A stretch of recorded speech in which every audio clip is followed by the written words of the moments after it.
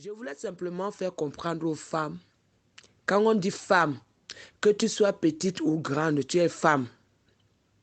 Je voulais faire comprendre aux femmes, à toutes les femmes du monde entier, que dans la vie que nous menons, à marcher avec des hommes, à avoir des relations sexuelles avec des hommes, à faire des enfants avec des hommes, à nous marier avec des hommes, c'est la femme qui est perdante dans tout le parcours de la vie. C'est la femme qui est perdante. Quand tu te maries avec un homme, avant d'aller te marier avec un homme, rassure-toi que tu aimes cet homme. Arrêtez de vous marier parce que quelqu'un travaille, il a un bon poste.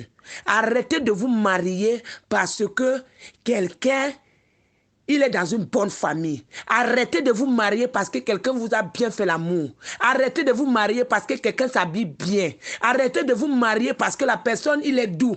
Arrêtez ça. Mariez-vous, rassurez-vous que l'homme là, je l'aime. Et que quand vous vous mariez, vous assumez les rôles qui sont dans le foyer. Le mariage, c'est un changement de statut. Tu ne peux pas être une femme mariée, c'est toi qui veux toujours être responsable dans ta famille où tu sors. Arrêtez ça. Ou vous restez dans vos familles, ou vous partez définitivement en mariage et vous assumez ce qu'on appelle le mariage. La Bible dit que l'homme quittera son père et sa mère et il s'attachera à une femme et tous les deux deviendront un. Et la femme maintenant devient inférieure et l'homme est supérieur à la femme.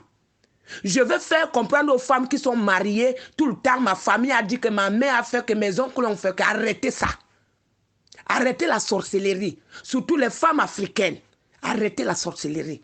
Vous faites de la sorcellerie. Parce que tu ne peux pas être marié, ton mari, ton nom a changé. On t'appelle plus tel, on t'appelle madame telle. Et c'est toujours toi qui as besoin d'aller construire les maisons dans ta famille. C'est toujours toi qui es responsable de ta famille. Ça, c'est la haute sorcellerie. Vous croyez que la sorcellerie, c'est quoi? Ce n'est pas seulement ceux qui tombent sur les toits qui sont des sorciers.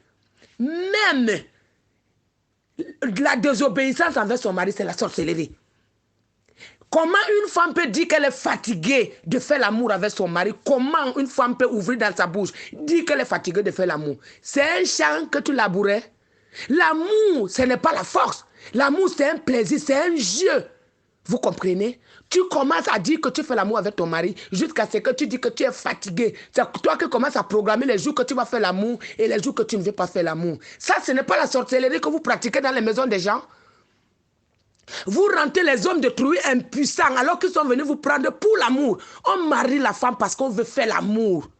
On ne marie pas la femme parce qu'elle a des jolis yeux. Quand un homme te prend, il te met chez lui, c'est parce qu'il n'a plus besoin d'aller de gauche à droite. Il n'a plus besoin de venir le soir camper chez toi. Il a besoin que quand il rentre le soir au travail, il te trouve. Hein? Et une femme mariée ne se couche pas avec les habits. Une femme mariée se couche sans caleçon. Au lit, elle attend son mari. Le lit, c'est un terrain de football. Le lit conjugal, c'est un terrain de football où l'arbitre, c'est l'homme. Oui, c'est lui qui doit te dire que chérie, tu as bien géré le match. Oui. Arrêtez de faire la sorcellerie. Quand vous venez vous consommer l'argent des hommes, vous mangez tout. Quand l'homme commence à devenir pauvre, tu commences à lui manquer le respect. Oh, je suis parti parce que tu as vu un autre homme. Si vous voulez faire... Vous êtes des matérialistes. Dites clairement à quelqu'un que non, c'est ton poste là que je calculais. Et comme tu travailles, je veux. N'embrouillez pas les gens. Vous partez vous marier, vous divorcez.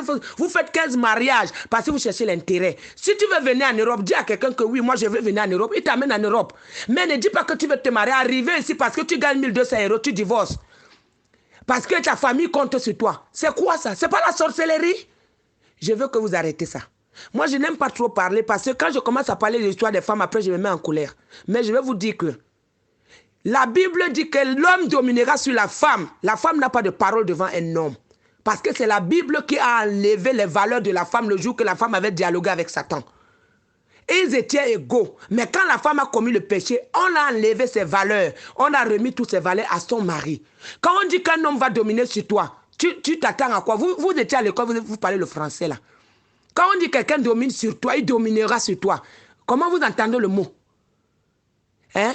Tu es marié, c'est toi qui as ton compte bancaire de l'autre côté, ton mari a son compte bancaire de l'autre côté, mais tu racontes aux gens que tu es marié. Toi là, tu es marié. Tu es marié chez qui? Ton mari rentre, c'est lui qui fait la semoule. Ton mari rentre, c'est lui qui chauffe la nourriture. Parfois même, c'est lui qui lave les enfants. Tu es trop fatigué, tu es fâché dans la maison. Tu as compris?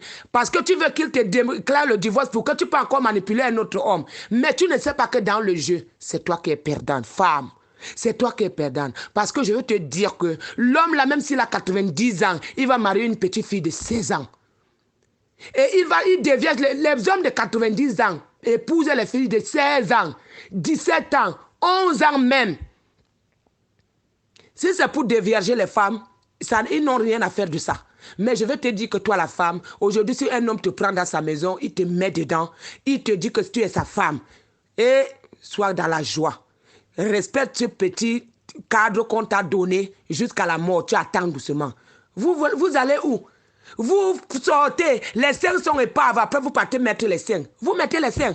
Je vois les femmes combattre la poupée sexuelle qu'on a sortie. Vous combattez la poupée là, alors que vous avez des godes dans vos maisons.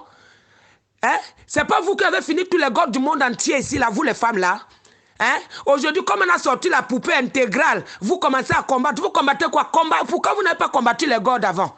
C'est pas vous qui avez acheté ça dans tous les magasins ici, en France, au Cameroun. C'est pas vous.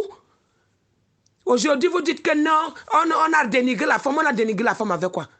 Chaque femme, sauf moi, je n'ai pas de God. Mais toutes les femmes, peut-être au Cameroun encore, d'autres sont épargnées là-bas parce que là-bas, il y a l'invite partout. Mais les femmes, ici en Europe, on compte les maisons, il n'y a pas de God. Vous n'avez pas de God. Vous n'avez pas critiqué ça. Quand le blanc avait sorti ça, vous n'avez pas critiqué. Vous avez tous les couples chez vous. Les longs, les gros, les moyens, les gros, c'est les qui vibrent fort. Vous voyez, les sorcières, les femmes là, vous êtes des sorcières.